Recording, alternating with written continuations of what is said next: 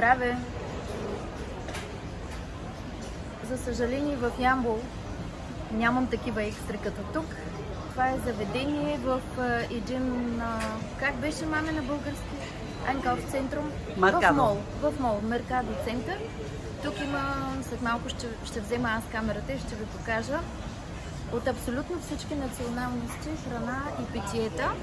Ние сме седнали в едно мое любимо заведение, където преди години, когато живеех в Хамбург, идвах редовно с приятели и от обяд до на вечер се пивахме и си хапвахме разни предястия и страхотни вина. Имаше и пиано с един кубинец, който пееше, изпълняваше музика на Буена Виста Social Club, групата, кубинската. Те са възрастни мъже, много мои любими песни изпълняват. Сега ще поема аз камерата и ще ви покажа. Ето ни ги тук италианските предястия. Здрасти, маме! Ето тук са италианците, от които взех предястията. Ето вижте тук само амбиентето какво е, атмосферата.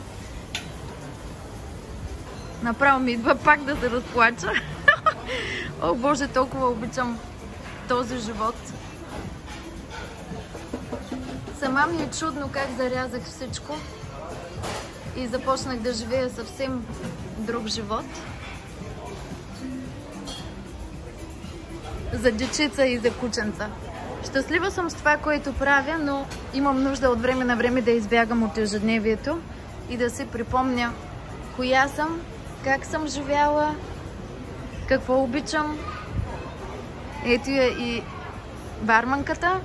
Много дружелюбно момиче. Тук всички са много дружелюбни. Нищо общо с доста места в България. Ето вижте вината. Просто такъв голям избор, такава вкусотия, такова качество. Уникално. Всичко е уникално.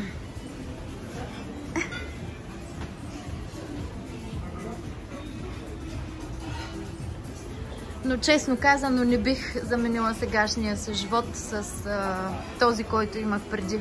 Просто не ми дава сърце да се оставя животинките и дечицата на произвола на съдбата. Но ако дай Боже един ден България стане едно прекрасно място за животинки и за деца без родители, т.е. даже ако може въобще да няма бездомни животинки, тогава може би бих живяла повечето време тук или наполовина. Половината в България, половината тук. Чао от мен, до скоро!